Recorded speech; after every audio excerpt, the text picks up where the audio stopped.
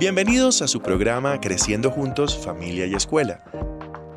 Diálogos que aportan a la celebración de la vida de nuestros niños, niñas y jóvenes y sus familias.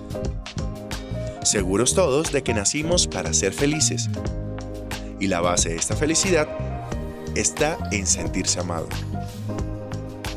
Conversaciones que invitan a reflexionar sobre cómo construir ambientes escolares y familiares saludables en la infancia y en la adolescencia, que sean el nicho de una cultura de paz en una sociedad inclusiva y con esperanza. Nuestra conductora con ustedes, la maestra colombiana Ruth Estela Chacón Pinilla.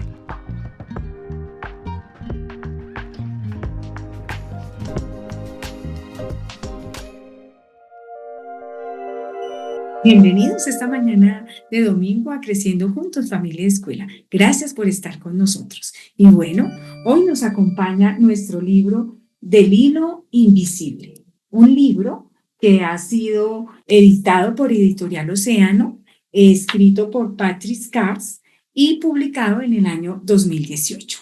Bueno, en este libro que está dedicado a todos los niños del mundo y a la magia de sus hilos. Los gemelos Lisa y Jeremy dormían plácidamente una noche tranquila y silenciosa. De pronto, comenzó a llover muy fuerte. Los relámpagos hacían tanto ruido que terminaron por despertarlos. ¡Mami, mami!, gritaron y corrieron a sus brazos. No se preocupen, pequeños, es solo la tormenta haciendo mucho ruido. Vuelvan a la cama. Queremos quedarnos cerca de ti, dijo Jeremy. Tenemos miedo. Mamá dijo. Saben que siempre estamos juntos, sin importar lo que pase. Pero, ¿cómo podemos estar juntos si tú estás aquí y nosotros estamos en la cama?, preguntó Lisa. Mamá tomó algo entre los dedos y dijo, miren esto. Frotándose los ojos adormilados, los gemelos se acercaron para observar lo que sostenía mamá. Yo tenía su edad cuando mi mamá me habló por primera vez del hilo invisible. Yo no veo nada, dijo Jeremy. No hace falta que veas el hilo invisible. Las personas que se aman siempre están conectadas por un hilo muy especial hecho de amor. Pero si no puedes verlo, ¿cómo sabes que está ahí?, preguntó Lisa.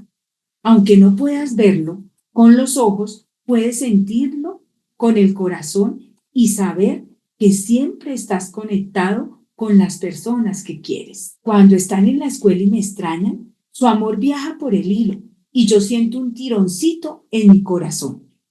Y cuando tú tiras de regreso, nosotros lo sentimos en nuestros corazones, dijo Jeremy. ¿Nuestra gatita Jasper también tiene un hilo invisible?, preguntó Lisa.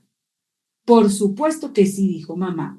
¿Y las mejores amigas como Lucy y yo?, preguntó Lisa. Las mejores amigas también. ¿Qué tan lejos llega el hilo? Llega a todas partes, dijo mamá. ¿Me alcanzaría incluso si fuera el capitán de un submarino en lo profundo del océano?, preguntó Jeremy. Sí, dijo mamá, incluso ahí. ¿Y si fuera alpinista? Incluso ahí. Bailarina en Francia, incluso ahí. Explorador en la jungla, incluso ahí. ¿Y si fuera un astronauta en el espacio? Sí, incluso ahí. Entonces Jeremy preguntó en voz bajita, ¿mi hilo puede llegar hasta mi tío Brian en el cielo? Sí, incluso ahí. ¿Se rompe el hilo cuando estás enfadada con nosotros? Nunca, dijo mamá. El amor es más fuerte que el enojo. Y mientras haya amor en su corazón, el hilo siempre estará ahí. Incluso cuando sean mayores y no se pongan de acuerdo en cosas como qué película ver, o a quién le toca ir en el asiento delantero, o a qué hora irse a la cama. Vaya, es cierto, ustedes deberían estar en la cama. Y entonces los tres se rieron y mamá correteó a los gemelos de vuelta a sus camas. A los pocos minutos estaban dormidos, aunque la tormenta seguía rugiendo allá afuera. Mientras dormían comenzaron a soñar con los hilos invisibles que tienen ellos. y todos los hilos que tienen sus amigos y los amigos de sus amigos, hasta que todos en el mundo estaban conectados por hilos invisibles. Y desde un lugar muy profundo, ahora podían ver claramente que nadie está solo jamás. Y colorín colorado, esta linda historia se ha terminado. En nuestro corazón y en nuestra cabecita ha quedado. ¿Sí? Tenemos esos hilos invisibles que gestamos desde el amor. Y hoy un tema muy hermoso que tiene que ver con esta lectura compartida y con el acto de leer. Bienvenidos.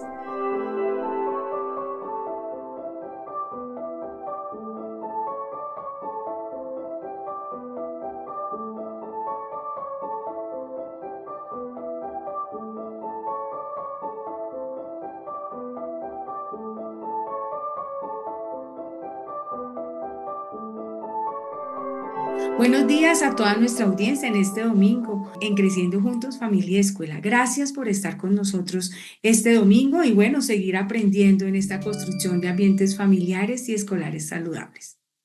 Hoy las preguntas que nos convocan: ¿qué leer? ¿Para qué leer? ¿Por qué leer? ¿Y cuándo leer?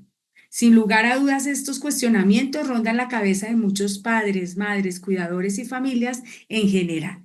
Y son esos mismos cuestionamientos, nos las hacemos los maestros en la escuela, reconociendo la importancia del proceso de lectura, no solo como la adquisición de un código, sino como ese proceso que le permite al ser humano el desarrollo de su capacidad de imaginación, de fantasía, de creación y de redescubrirse también.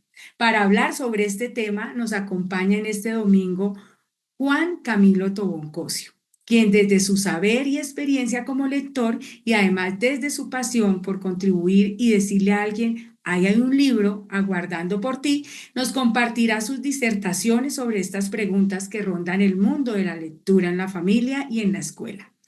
Pero, ¿quién es Juan Camilo? Bueno, primero te voy a saludar, Juan Camilo, ¿cómo estás? Hola Ruth Estela, qué gusto estar aquí con vos, ustedes, esta invitación me alegra. Virgilio Barco desde aquí, el corazón de Bogotá. Bueno, pues estás en uno de los escenarios que quisiéramos que todos los niños y jóvenes visitaran muy seguido y muy diario, que es la biblioteca. Y bueno, es un bello escenario para que hoy compartamos contigo, Juan Camilo. Agradezco tu generosidad para participar en este espacio de Creciendo Juntos, Familia y Escuela. Pues bien, ¿quién es Juan Camilo Tobón Cosio? Juan Camilo es magíster en didácticas de lecturas, escrituras y literatura de la Universidad de San Buenaventura y especialista en esa misma rama de didácticas para la lectura y la escritura con énfasis en literatura. Licenciado en Filosofía y Letras de la Universidad Pontificia Bolivariana de Medellín y actualmente es contratista de apoyo para la selección de recursos bibliográficos de la línea de gestión de colecciones en la Dirección de Lectura y Bibliotecas de la Secretaría de Cultura, Recreación y Deporte de la Alcaldía Mayor de Bogotá para el proyecto BibloRed. Ha participado en diferentes escenarios bibliotecarios y de formación de mediadores de lectura, entre las que se destacan gerente de mercadeo y cultura en Plaza y Janés, Editores, Colombia, seleccionador de colecciones en la Red Distrital de Bibliotecas Públicas de Bogotá, BibloRed, promotor de lectura, escritura y oralidad para la infancia, primera infancia y familias en las bibliotecas públicas El Tintal, Manuel Zapata Olivella y Virgilio Barco en Bogotá. También ha sido auxiliar de biblioteca, referencista en la Biblioteca Pública Héctor González Mejía y Casa de la Lectura Infantil de Confenalco, Antioquia, en la ciudad de Medellín. Pues Juan Camilo se ha desempeñado como auxiliar de biblioteca, promotor de lectura, escritura y oralidad, seleccionador de colecciones y docente también. Todo lo anterior ligado al mundo de las bibliotecas, la formación y el libro. Actualmente trabaja, como les dije, en la Dirección de Lectura de Bibliotecas de la Secretaría de Cultura y Recreación y Deporte de Bogotá para el proyecto BibloRed. Y hoy nos acompaña Juan Camilo porque desde su experiencia él nos puede aportar. Y voy a empezar por una pregunta, Juan Camilo. ¿Cómo debe ser la experiencia de lectura en los primeros meses o años de vida para que realmente genere un vínculo estrecho? ¿Qué hacer en esa experiencia de lectura? Para comenzar a abordar esa pregunta, permitime subrayar una palabra que utilizaste, la palabra vínculo. En los primeros años de la vida, la lectura es un vínculo, es un cordón umbilical. La lectura como tal no es una decodificación en los primeros 4 años de vida. De hecho, el oído es uno de los primeros sentidos que se desarrolla en el ser humano. Se dice que aproximadamente hacia el cuarto mes de gestación ya nosotros podemos percibir los sonidos que pasan por una piel, por unos músculos, por un líquido amniótico y llegan hasta nosotros. Esa es la razón por la que un bebé cuando escucha a su familia se pone feliz, ¿cierto? Escucha la voz del padre, la voz de la madre, del tío, del abuelo y se mueve con felicidad, expresando una familiaridad. Entonces, ahí es importante, cuando hablamos de experiencia, subrayar la palabra vínculo. ¿Y cómo debe ser ese flujo del lenguaje? Pensemos en esta primera etapa de la vida, más que en leer, en ese flujo del lenguaje. Hay un montón de formas, hay un montón de formas, únicas ninguna. Hay un montón. La tradición oral, nuestras tradiciones ancestrales nos lo manifiestan de una manera maravillosa. Los cantos que se le entonan a la infancia Las tienen ese nanas. enorme poder. Las nanas, los arrullos, los trabalenguas, todos estos juegos del lenguaje son muy enriquecedores porque permiten que el oído se comience a habituar a unas formas de articulación de la palabra, pero también el oído comience a darle información a nuestro cerebro de cómo cuando se enuncian unas palabras bajo unas formas, suceden unos efectos. Efectos de afecto, efectos de atención, efectos de cercanía, protección y todo esto. Entonces, ¿cómo debe ser esa producción de ese vínculo? Esa producción de ese vínculo debe darse en un ambiente primero de acogida. Llegas a este mundo, te queremos acoger, te queremos dar la bienvenida. Tú haces parte de nosotros, de nuestra familia, ¿sí? Entonces, por ahí va la cosa. Y creo que di una pista. Toda esta tradición oral, jugar con las palabras, hacer todas estas canciones. Yo no me quiero meter en esto, pero pues también influye en nuestra experiencia del lenguaje. La experiencia religiosa de las plegarias que a veces se suscitan en los hogares creyentes, ¿no? Que obedecen a ciertas formas de articulación, a ciertas entonaciones, ¿sí? Todo eso va creando en nosotros una relación con las palabras, pero también una relación con ese mundito cercano que nos rodea, ese primer mundo que nos acoge, ese primer mundo que nos abraza, ese primer mundo que nos permite decir, aquí estoy. Entonces, por ahí va la cosa. También puede entrar ya la lectura, la decodificación. Obviamente el bebé no decodifica nuestros grafemas, nuestras letras, pero sí decodifica el color, El decodifica rostro. las texturas, decodifica los olores y todo eso se convierte en una experiencia sensorial maravillosa. Pero también el adulto aquí puede entrar a jugar un papel importante y para eso las bibliotecas, las librerías y un montón de programas en nuestro país están tratando de poner su granito de arena para que en esa creación de vínculos también ese nuevo ser humano, ese bebé, genere un vínculo con un objeto que es extraño, que es ajeno y se llama el libro. Poderlo tocar, poderlo ver. Ayer estaba en una experiencia de mediación, de promoción de la lectura aquí en Bogotá, que mide los mejores libros por los más mordidos, ¿no? Entonces poder tener esa relación cercana. El libro no es una cosa solemne de castigo, no, es De no algo tocar. cercano claro, es algo cercano que yo puedo tener aquí conmigo, que hace parte de mi vida.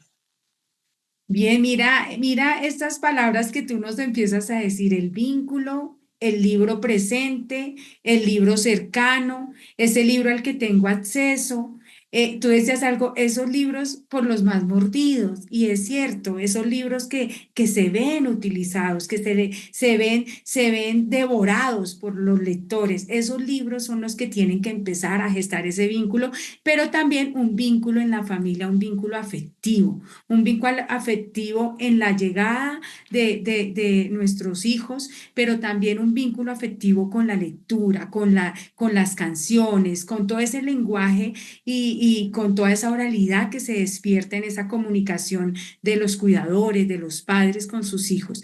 Bueno, pues esa es una experiencia de lectura que marcaría un primer gran paso para todo lo que queremos en torno a la lectura. Ya sabiendo esa experiencia del qué hacer, hablemos del qué no hacer, Juan Camilo. El que no hacer es, abarca muchas cosas, ¿no? Pero el que no hacer es quedarnos callados y dejar que otros comiencen a ocupar ese rol en el que yo debo ser activo.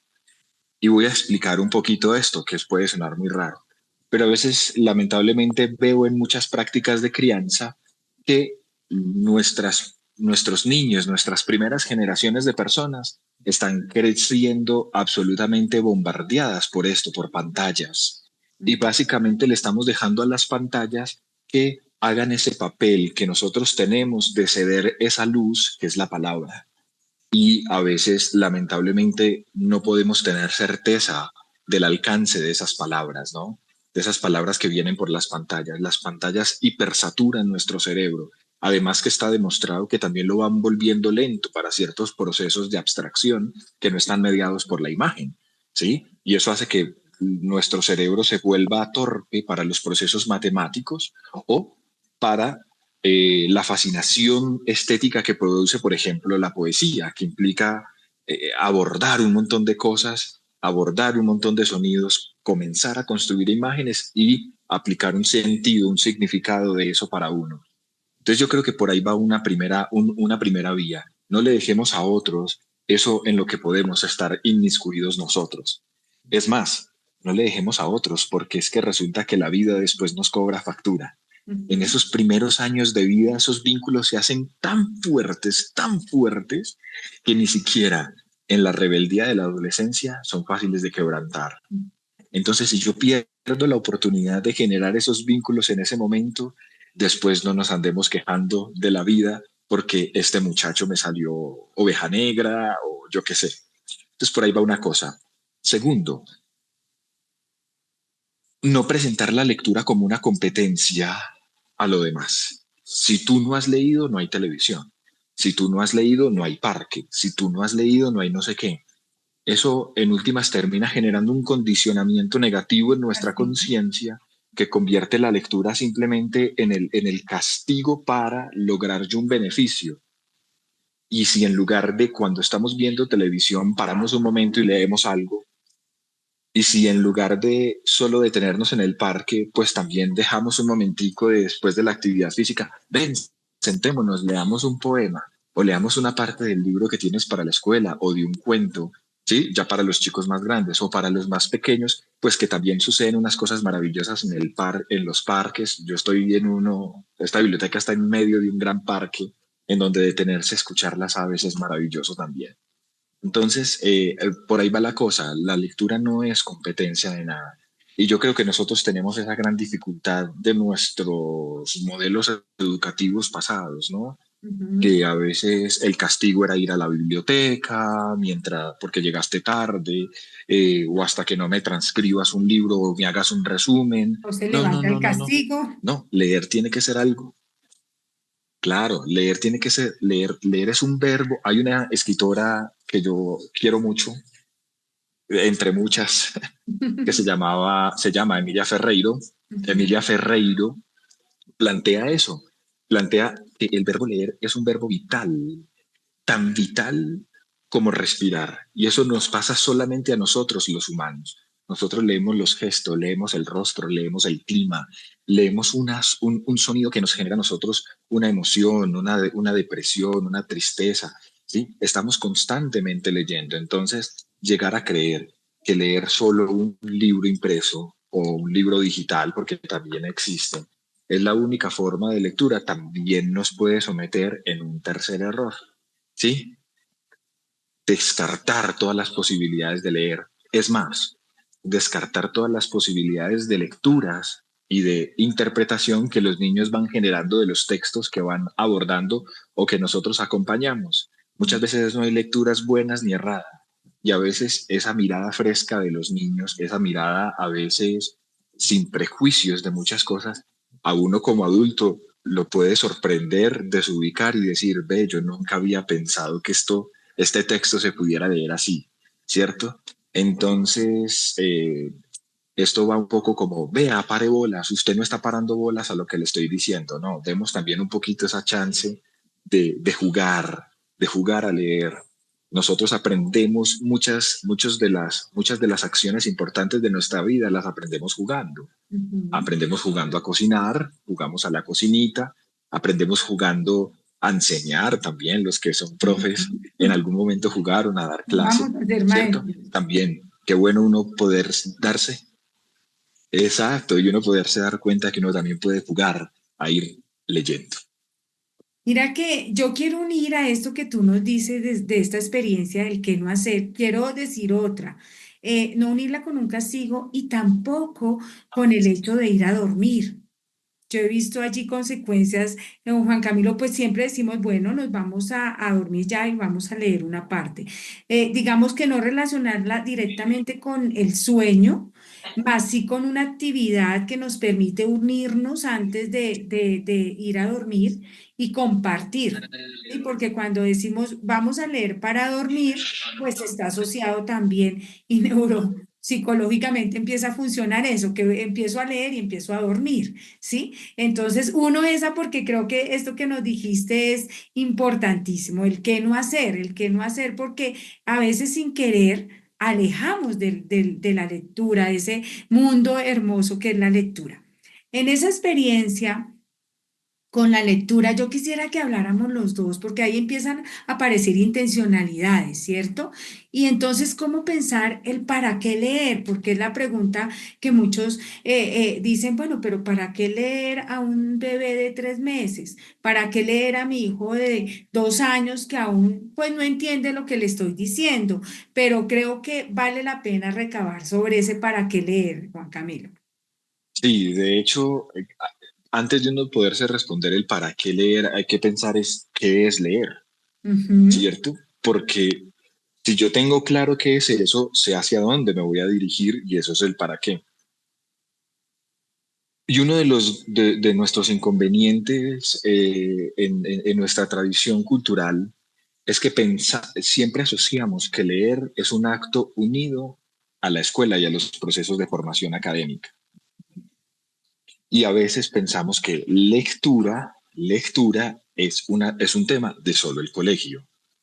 Y si nosotros tenemos eso como punto de partida, en el para qué leer vamos a dar muchas vueltas. En cambio, y vuelvo a Emilia Ferreiro, si pensamos que leer es un acto mismo de la vida, tenemos que leer para muchas cosas. Tenemos que leer para informarnos. Si yo leo mal el letrero del bus, termino en otra parte. Si yo leo mal el contrato laboral que voy a firmar, pues termino frustrado. Si yo leo mal, bueno, ahorita en Bogotá eso es muy difícil, pero leo mal el clima, pues me voy a encartar con un montón de ropa o no me voy a llevar la suficiente ropa para desafiar el clima. Si yo leo mal la expresión corporal de mi vecino, de mi compañero, de mi familiar, pues no voy a detectar su estado de ánimo y tal vez voy a cometer una torpeza con él. Entonces, ¿para qué leer? Leemos para vivir. Y eso es algo importante tenerlo claro desde el principio. Yo leo con mi papá, con mi mamá, con mi abuelito, o a veces ni siquiera es el solo hecho de, como te digo, en los primeros años de la vida ni siquiera solo leer. Me remito a un concepto que yo he trabajado mucho en mi formación, que es la autobiografía lectora. ujú. Y hay un autor que tiene un libro que se llama Leer contra la nada, y ese libro arranca de la forma más hermosa, que yo he visto en un libro. Bueno, hay muchas, pero este libro arranca precioso. Dice, la primera biblioteca que conocí en mi vida fue mi madre. Ella fue esa máquina de hacer historias. A veces es simplemente contar una historia, contar cómo nos fue en el día, ¿no? Los que tienen hijos adolescentes, ¿cómo te fue? Bien. ¿Y por qué a veces pasa ese bloqueo? Porque no hay las herramientas para uno saber narrar qué le está pasando en su día a día. Y la vida es algo digno de contar. ¿Para qué leer? Leemos para darnos cuenta que la vida es algo digna de contar. De hecho, hay un poeta portugués que yo quiero mucho, Fernando Pessoa, quien dice que cuando la vida no es suficiente, tenemos la literatura. También la literatura nos permite a nosotros darnos cuenta que hay un mundo de ficción o hay otras vidas sucediendo alrededor de la nuestra y que lo que yo siento afectivamente, lo que yo siento emocionalmente ante todas las circunstancias, el amor, el fracaso, lo que sea, pues otros también lo han vivido y no me siento tan solo. ¿Para qué leer? Yo defiendo mucho eso. Uno, uno lee para no sentirse solo. Cuando tú lees, tienes que entrar en contacto con un autor, tienes que entrar en contacto con una tradición. Detrás de cada palabra que lees y pronuncias, hubo un hilo histórico impresionante que se puede remitir a los muiscas, que se puede remitir a los árabes, que se puede remitir a los españoles, a los romanos, a los griegos, a los etruscos, y con eso somos miles de generaciones condensadas en una sola palabra. Y uno de los grandes males de nuestra sociedad actual es que, como dice un sociólogo, Zygmunt Bauman, es que estamos en la época donde estamos más conectados, pero más solos. Qué bueno que uno llegue a la vida teniendo esas herramientas para decir, no estoy tan solo. Generando esos vínculos, Juan Camilo, lo dijimos desde el principio, generando esos vínculos con el otro, con el que me lee, con el libro, con ese autor que está allí, tratando de tocar mi corazón, mi pensamiento desde su libro escrito. Creo que eso es importante. Me quedo con esa idea muy importante de leer para vivir. Y allí empieza el otro interrogante, tú lo unías con lo que pasa en la escuela y el por qué es ese interrogante que a veces se responde lea, ¿por qué leer? Lea para que pase a grado segundo, lea para que no pierda el año, lea para que sea alguien en la vida, ¿sí? Y lo que tú decías, entonces se centra la lectura en ese proceso escolar y la lectura está desde el vientre materno. Desde esos momentos que empiezan a través de las palabras a hacerme esos mimos en mi estómago, ¿cierto? Empiezo a escuchar la voz de papá, de mamá, de quienes me aman y están a su lado, ¿cierto? Empezamos ese lenguaje que se teje allí desde el amor, desde ese recibimiento, y entonces el por qué leer no se agota en el acto escolar o en la escuela. Pero hablemos un poco más del por qué leer. Pues ya de algún modo puse una gran metáfora de la vida, que es la de la soledad. También, para responder inclusive a este por qué, vámonos, ¿cómo no? Sí, a veces también pensamos en que la persona que lee está dotada de ciertas cualidades. Ah, es que él es inteligente porque lee mucho. Es que él es muy bueno porque lee mucho. Es que él es brillante porque lee mucho. Lo asociamos siempre a un bien ético y a un bien intelectual, ¿cierto? Y ojo, leer no tiene que, leer a veces no nos hace más inteligentes. Leer a veces nos hace cometer menos errores de ortografía, ¿sí?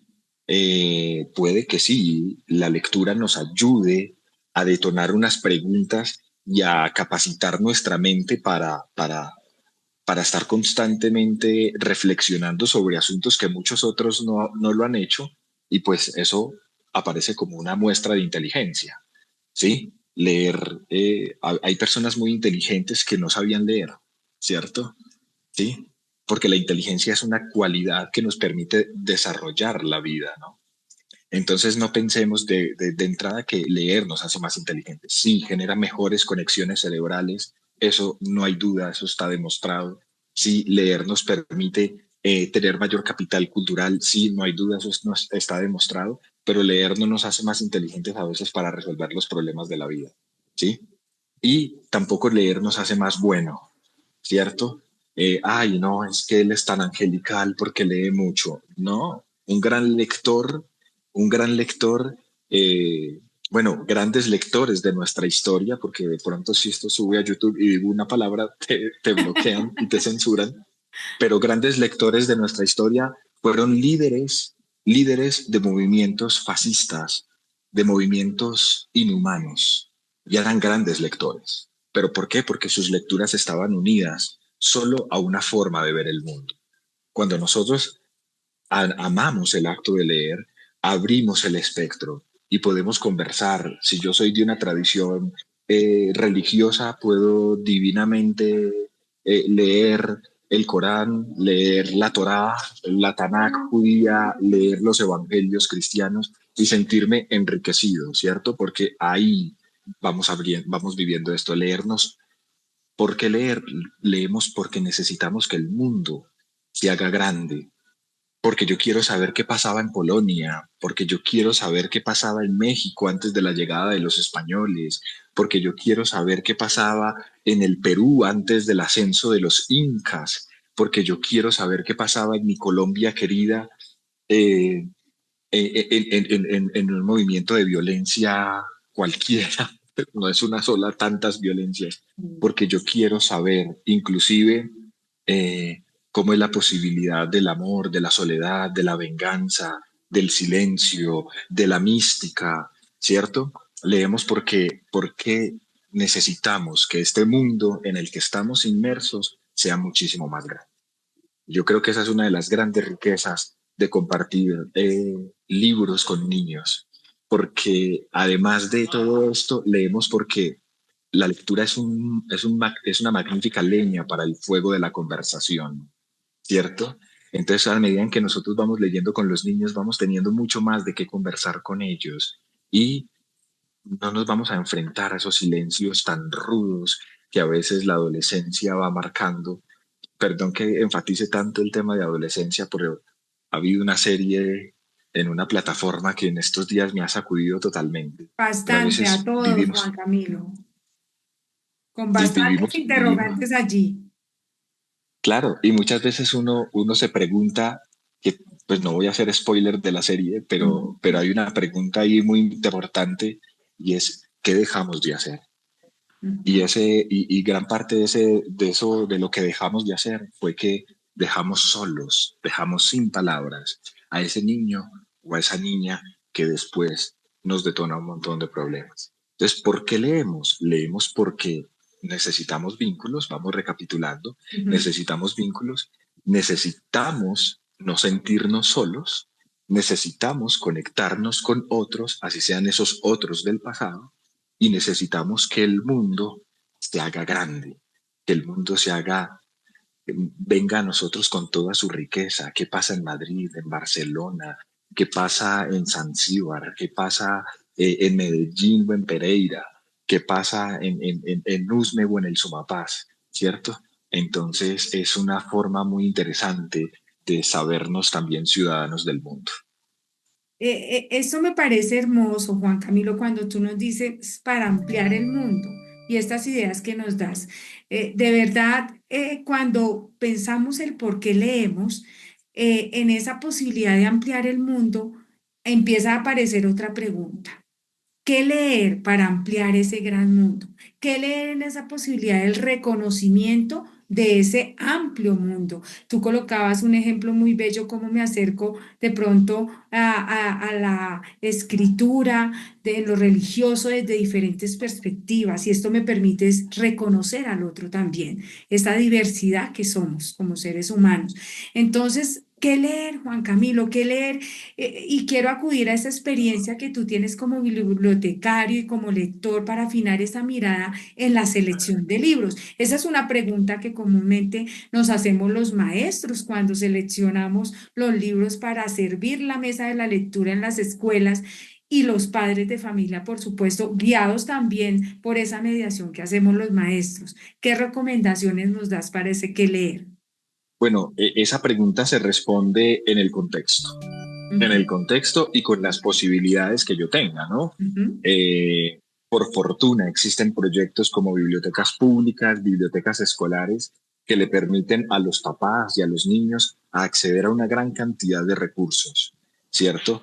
Obviamente hay que entablar aquí, cuando hablamos del qué leer, detrás, la otra cara de la moneda de esa pregunta viene revestida de un asunto de la censura, ¿no? Lo que le prohíbo al otro leer, ¿cierto? Sin embargo, como estamos hablando de lectura con niños, sí hay temas para los cuales los niños no están preparados. Al menos desde una postura de bibliotecas públicas, nosotros somos muy abiertos en muchos asuntos, pero temas que estén relacionados con un ejercicio desbordado de la sexualidad, aquí de una para infancia, eso está, no, eso no puede ir. O textos que fomenten el odio hacia el otro, ¿no? Ujú. Que en última se convierten en propaganda. ¿Sí? Esos libros para nosotros no, porque nosotros como proyecto lo que queremos generar es un espacio de convivencia ciudadana. Entonces ahí nosotros tenemos esa claridad. Y yo creo que eso es importante que los maestros que nos están acompañando y que los padres de familia que también están aquí piensen en qué quieren de sus hijos. Y en ese orden pueden ir empezando con base en la evolución de estos chicos a irles sugiriendo cosas, pero también a irnos retando para ir un paso más allá, ¿cierto? No es que un chico de 10 años se quede todavía con los libros que leía cuando tenía 6. No, no, no. A los 10 años, hombre, te tengo que retar porque ya tienes una visión de la vida, ya te has elaborado unas preguntas más complejas, ¿cierto? Entonces, por ahí va la cosa. Pero también hay un verso que a mí me anima mucho cuando pensamos en el ejercicio de la selección, un verso de una poeta argentina llamada Alejandra Pizarnik, que dice, revolución es mirar una rosa hasta pulverizarse los ojos. Yo, no, yo le cambiaría la palabra revolución. Entonces, seleccionar libros, ¿sí? Es una acción que implica pulverizarse los ojos, estar muy atento, porque a veces un libro en el momento indicado puede cambiarle la vida a cualquier persona, ¿sí? Y a veces es el libro que menos esperamos, porque también, como dice un escritor portugués, José Saramago, a veces los libros lo eligen a uno, Sí, ¿cierto? se llama. Entonces, sí, claro. Entonces, mira, yo era un camaján de 10.º grado y tuve la fortuna de dar con una profesora de español que me dio la oportunidad de elegir los libros para abordar la asignatura de lengua castellana en 10.º grado, tenía yo 15 años. Y yo era el único en todo el curso que se estaba leyendo El Principito. Y fue una lectura que en ese momento específico fue fundamental para formular, para acompañar esas preguntas existenciales que uno como persona de 10.º se comienza a hacer: ¿qué voy a hacer en la vida? ¿Yo qué espero de la vida? Etcétera, ¿cierto? Y eso demanda una enorme atención y además mi enorme gratitud a esta profesora. No sé si algún día vea esto, Aurora Distizal, te quiero porque Pero el eso fue honor aquí para fundamental. ella, sí, sí, claro que sí, hacemos Eso fue aquí el honor a ella. Eso fue fundamental para detonar la vida de un lector. Entonces ahí hay que mirar.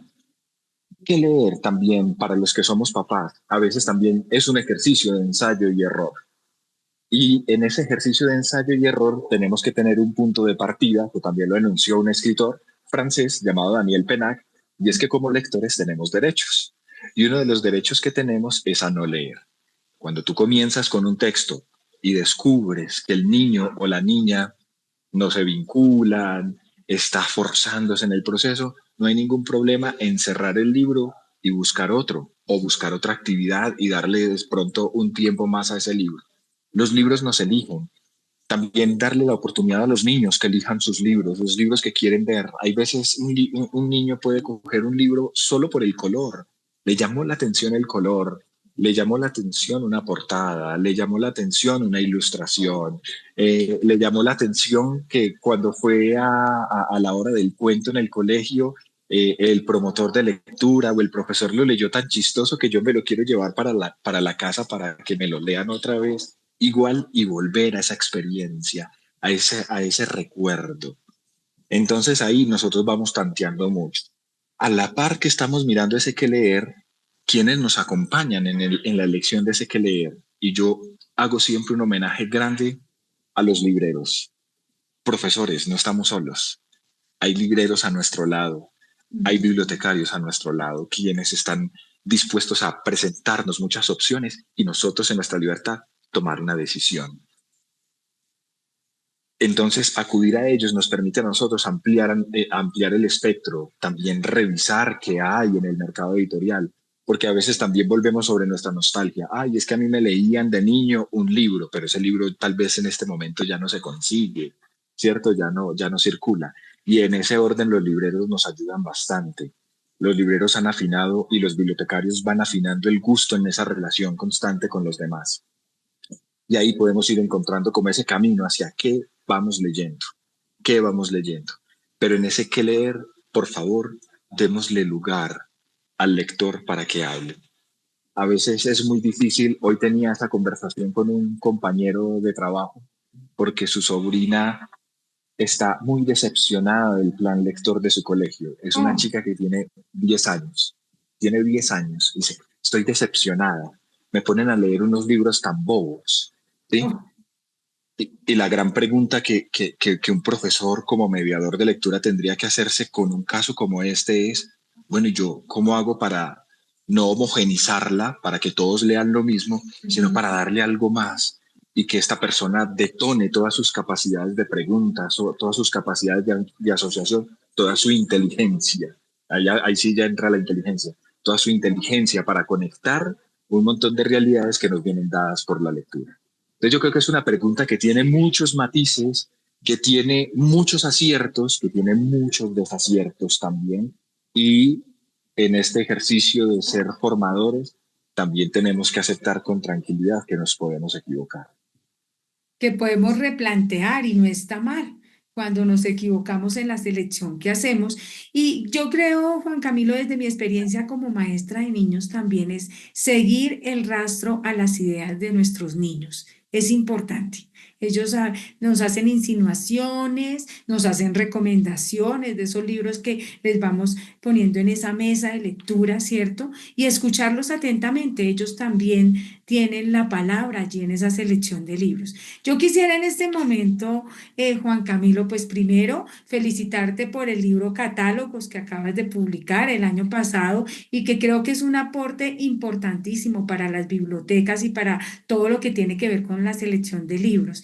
Este libro de catálogos, biblioteca, lectura y resonancias, ustedes lo pueden adquirir en librerías como La Lerner, como Tornamesa, librería Ficciones y Wilborada, y en la próxima Filbo, en Filbo, Feria Internacional del Libro de Bogotá, en el stand de la Universidad EAFIT y Artemis Libros. Ahorita ya a partir de los últimos días de abril, del 25 de abril, empezamos nuestra Filbo en Bogotá. Entonces, los invito a buscar este libro de Juan Camilo porque nos da unas pistas interesantísimas.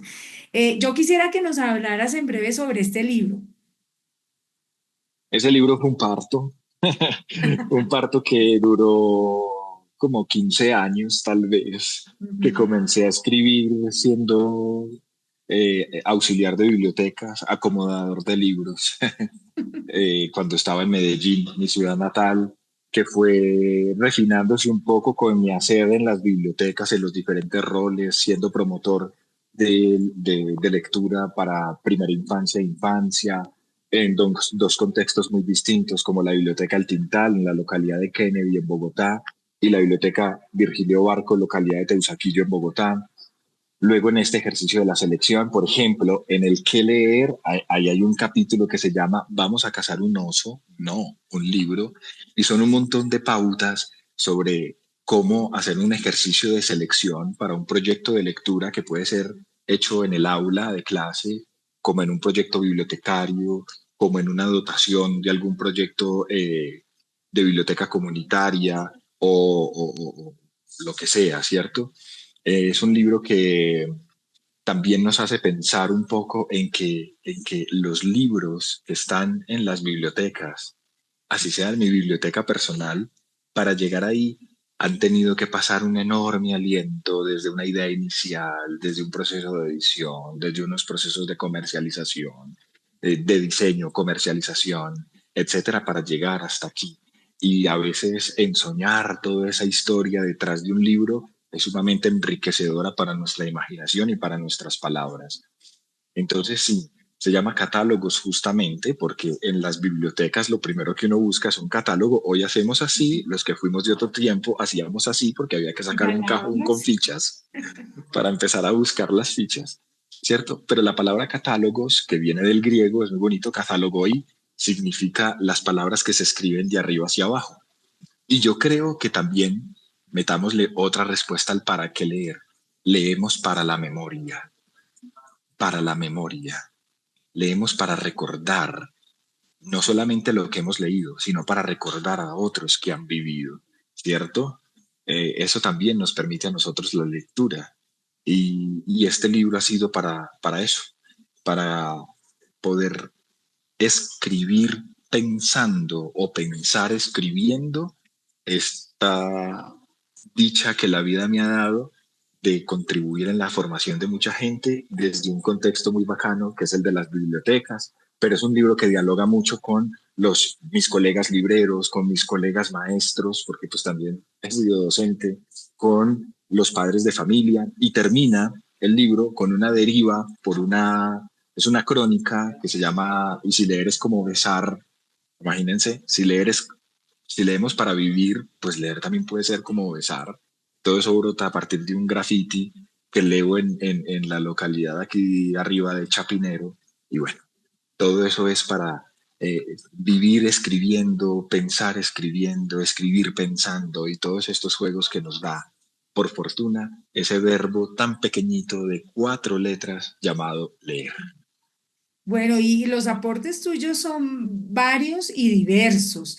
Yo también quisiera que nos comentaras sobre tu blog, Alebrije LIJ, se llama así, blog que nació en la Biblioteca El Tintal en el año 2017 y que los invito a visitar. Al final del programa ustedes encontrarán allí la dirección para que tomen nota y visiten este blog, ¿cierto? Allí es donde suele compartir algunas provocaciones para la lectura de distintos textos para niños y niñas, Juan Camilo. Y pues visitarlo nos haría abrirnos a esa experiencia de la lectura desde un punto de vista también importante. Cuéntanos sobre tu blog, Juan Camilo.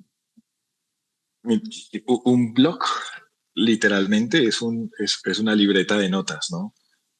Y este es mi niño. Yo tengo una hija y este es mi niño, el alebrije, ya va a cumplir 8 años 8 años. desde que arranqué con eso.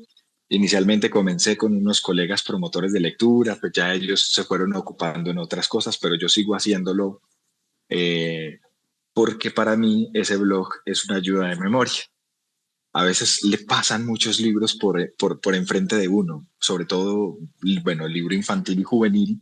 Es un blog solo para eso, libro infantil y juvenil.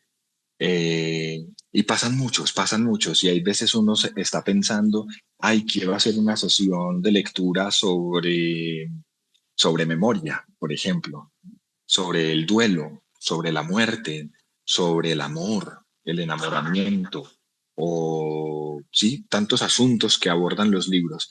Entonces, me di a la tarea con estos amigos de empezar a escribir sobre lo que íbamos leyendo, textos muy corticos, pero que antojen a leer y que también le puedan servir a uno cuando tiene esos desafíos de preparar alguna actividad, de poder ir a buscar por algún tema y, ay, mira, está este libro, este otro y este otro, ay, yo con esto puedo organizar una sesión, buscarlos en la biblioteca o mirar si uno tiene de pronto por ahí algún pesito para ir a la librería y comprarlo, ¿cierto? Entonces, ha sido así. Ahora recién, 2 de abril, celebramos el Día del Libro Infantil y Juvenil y esa Ujú. fue la última entrada que hice en el blog porque hice un homenaje a los libros infantiles y juveniles que se han ido publicando en el Alebrije. Se vienen otros libros muy buenos ahí. Son reseñas básicamente para antojar a leer y para, en mi caso, ayudarme a mi memoria. Que muchos se han sumado a leerlo, maravilloso, pero en últimas fue para que mi memoria tuviese una ayuda. Y memoria también porque tú dices allí algo bien, una frase bien hermosa.